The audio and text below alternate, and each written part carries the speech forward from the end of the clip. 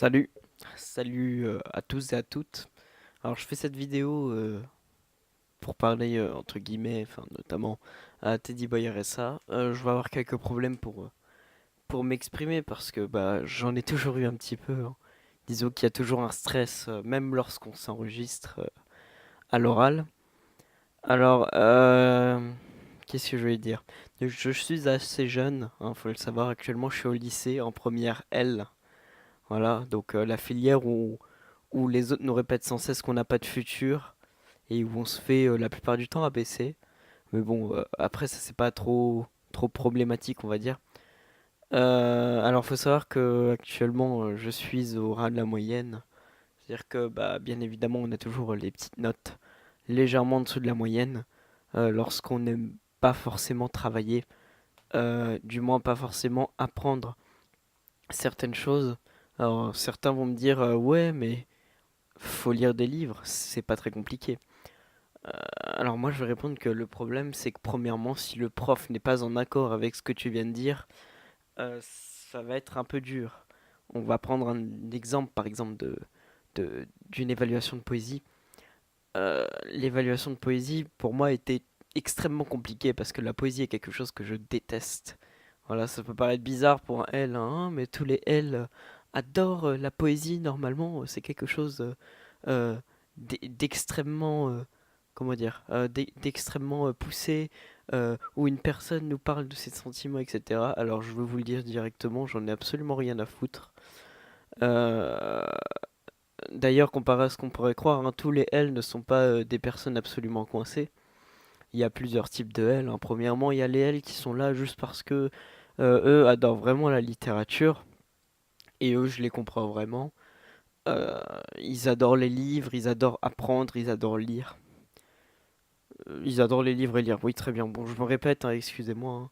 Encore une fois, c'est pas préparé. Je fais pas ça à chaud, on va dire.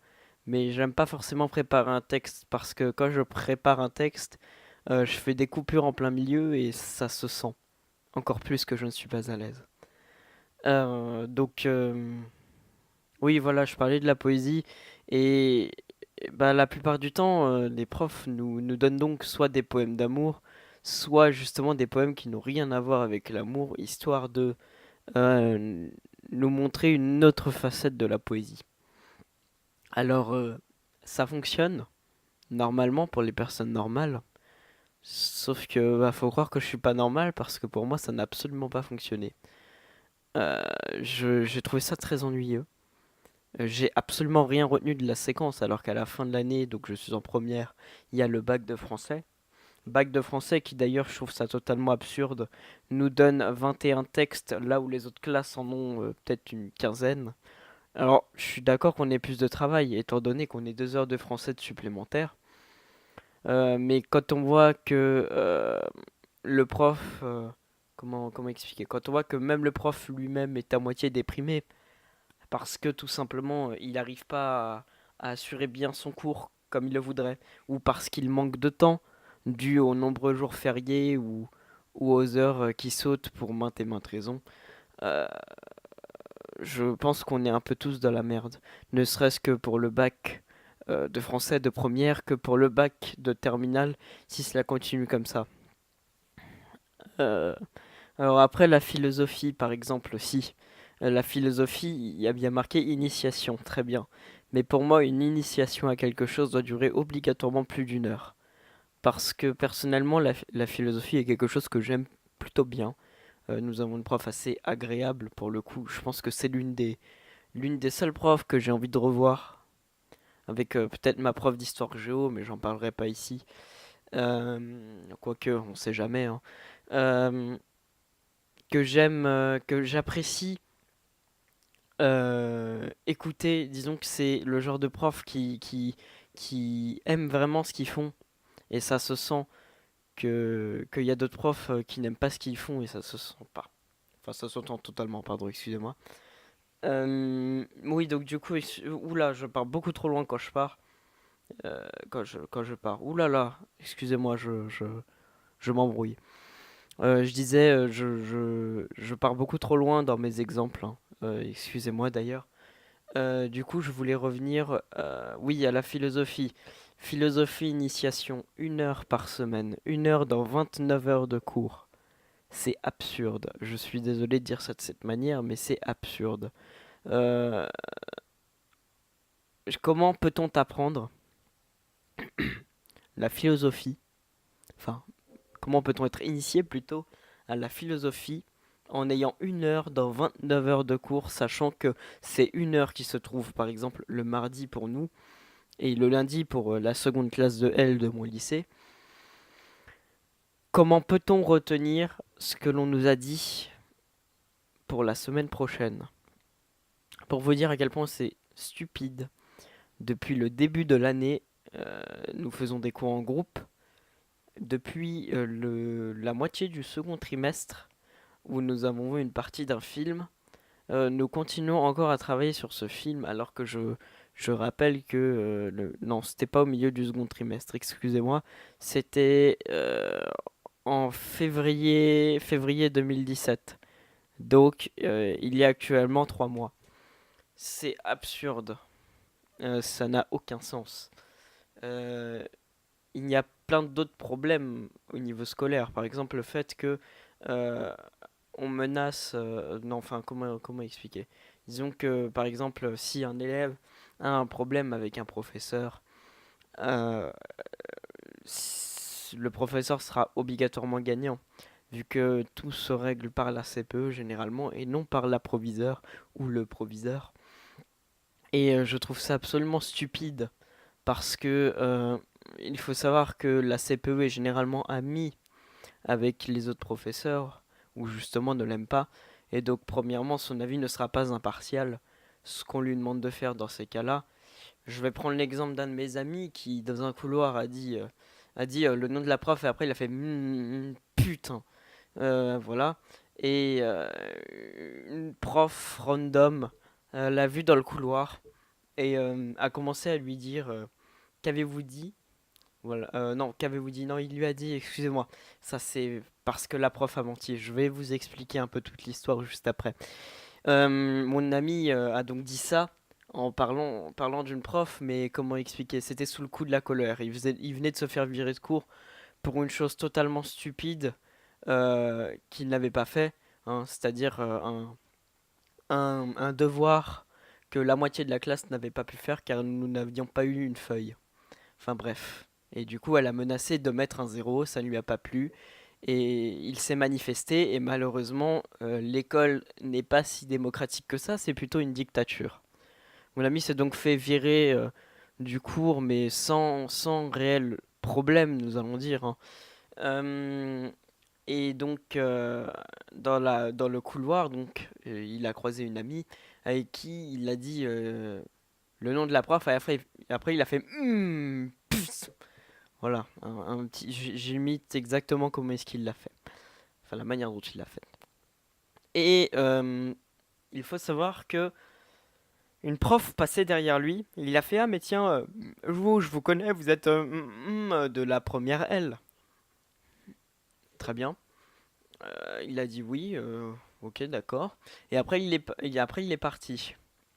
Il faut savoir donc que cette prof a fait un rapport disciplinaire à mon ami en disant qu'il avait traité 2 fois cette prof de pute, voilà, et que la première fois il avait dit est une pute, et qu'apparemment la deuxième fois il aurait répondu à cette personne oui, cette prof est bien une pute, alors qu'il ne l'a absolument jamais fait, bien sûr.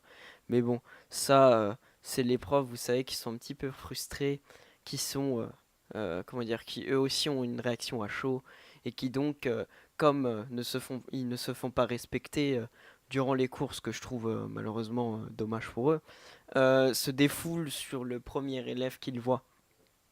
Il s'est donc fait exclure une journée seulement, hein, ce que je trouve complètement stupide, mais avant cette journée-là, il est donc passé dans le bureau de la CPE. Euh, Malheureusement, cette prof-là et la CPE étaient amies. Le problème à ce moment-là, c'est que, eh bien, quand deux profs sont amis, leur avis est forcément, ne peut pas être impartial en fait. Ils l'ont enchaîné à chaque fois qu'il passait d'un sujet, genre pourquoi l'as-tu insulté? 5 minutes plus tard, dès qu'il voyait qu'il contestait, il passait à autre chose en disant oui, mais dans ce cas, pourquoi est-ce que tu n'as pas pu faire le devoir? Il s'empêchait donc de lui répondre à chaque fois parce que le lien surprenant ne fonctionnait pas et parce que je n'ai pas reçu la feuille. Mais bon, ils n'en ont rien eu à faire et puis on lui ont mis 1 jour d'exclusion et encore c'est parce que la proviseure entre guillemets aime bien mon ami parce que de base il voulait lui mettre une sanction un petit peu plus grave. Vous vous rendez compte déjà à quel point le système scolaire est un peu stupide. Enfin pas, je dirais pas stupide, je dirais plutôt mal pensé. C'est-à-dire que premièrement pour moi les CPE et les profs, même s'ils sont profs, ne devraient pas avoir un rendez-vous avec un seul élève. Je m'explique. Pour moi, en fin de compte, la CPE, c'est plus une personne qui est censée nous aider. L'année dernière, par exemple, j'étais complètement dans l'absentéisme. Un premier trimestre, ça allait. J'ai eu peut-être une vingtaine d'heures d'absence, mais c'était plus de la maladie qu'autre chose. Et le deuxième trimestre, j'avais quelque chose comme 75 heures d'absence. Et à un moment où on est convoqué dans le bureau de la CPE et la CPE commence à nous engueuler et à nous demander ce qui ne va pas. Donc on lui répond, mais le problème c'est que si jamais c'est à cause d'un problème familial ou d'une dépression, vous comprenez bien que non seulement la personne ne peut rien faire, mais qu'en plus elle va continuer à vous hurler dessus. Bah, c'est donc ce qui s'est passé, hein. Et donc pendant 3 trimestres, je me suis fait hurler dessus. Euh, voilà quoi, enfin bon bref. C'est un petit peu bête. Et c'est surtout qu'on ne nous donne pas envie d'apprendre. Moi personnellement, j'aimerais bien être déscolarisé, etc. Le problème c'est que la vérité nous oblige à nous dire que si jamais nous n'avons pas de diplôme de nos jours, c'est assez dur de trouver un travail, même si on a la plus grande volonté au monde. Parce que on peut avoir autant de capacités que l'on veut, si, ou même de connaissances que l'on veut, si ce n'est pas validé par, entre guillemets, l'État, ou plutôt là précisément l'éducation nationale, alors dans ce cas, nos preuves ne... Enfin nos preuves. Ce que nous disons ne valent... Ce que nous disons... Oui, ce que nous disons ne, oula, bref, excusez-moi, hein. Il est assez tard hein, quand j'enregistre ça. Euh, ne vaut rien. C'est-à-dire que nous n'existons pas, vu que nous sommes des personnes qui sont condamnées à faire le caissier, hein. Bien évidemment, je ne parle pas mal des caissiers comme s'ils avaient tous des sous-diplômes ou des choses comme ça. Mais je dis juste que je pense que c'est le rêve de très peu de personnes de finir caissier à un Lidl ou un Carrefour, par exemple. Je me rends compte que tout ce que je viens de dire là est complètement décousu, mais faut bien comprendre que si ça se trouve, ce que je dis là ne sert absolument à rien, car ça ne va jamais être, enfin, ça ne va jamais être écouté. Ça va sûrement être écouté, mais par des personnes qui n'en ont absolument rien à faire. Donc voilà. Euh, comment, comment dire, je ne sais pas trop quoi faire parce que, bah, comme je l'ai dit au début, ma situation est pas ultra compliquée, mais disons que je m'ennuie énormément. Je peux pas arrêter les cours parce que si j'arrête les cours, bah voilà quoi, enfin c'est pas trop cool. J'aimerais bien faire du game design. Oui, je suis en L, ça peut paraître bizarre, mais disons que, enfin pas forcément du game design, mais plus le scénario de jeux vidéo. Parce que pour moi, dans certains jeux vidéo, le scénario prime plus que tout, même plus que les graphismes à certains moments. Parce on nous bassine avec d'immenses jeux, avec les meilleurs graphismes du monde. Mais pourtant, un jeu comme Undertale a bien fait vibrer des millions de personnes. Alors qu'au final, c'est un jeu qui, on va se le dire, esthétiquement parlant, est pas ultra beau. Et donc pour ça, là, comme il n'y a pas réellement de, comment dire, de parcours prédéfini, j'aimerais bien passer par le droit afin d'avoir plusieurs débouchés, nous allons dire. Mais le problème, c'est que le droit, c'est compliqué et c'est surtout très chiant. Parce que euh, je sais qu'il ne faut pas apprendre par cœur, mais je sais surtout que il y a un immense livre de je ne sais combien de pages à lire. Et certes, savoir où chercher n'est pas dérangeant, mais disons qu'on nous met toujours la pression avec il n'y a que 30% de réussite, etc. Alors qu'au final, on peut quand même y arriver. Enfin bref. Soit dit en passant, le problème c'est qu'avec l'heure actuelle, si on n'a pas des résultats assez bons au lycée, hein, ce qui est complètement stupide je trouve, et ben on ne peut pas passer dans l'université que l'on veut. Et encore plus gros problème, euh, c'est que comment dire, les profs nous mettent des contrôles très compliqués à certains moments, et après ils nous rabâchent que oui, il faut bien travailler pour pouvoir avoir la meilleure école possible et imaginable. La moyenne maximale de la classe, par exemple, c'est 14. Et enfin, c'est un exemple, hein, et vous êtes bien d'accord avec moi que 14, c'est pas une moyenne ultra glorieuse au lycée. Même si, bon, moi je suis clairement en dessous, hein, je devrais même pas avoir mon mot à dire, mais bon, au final, bref. Et donc, du coup, je trouve ça dommage, en fait.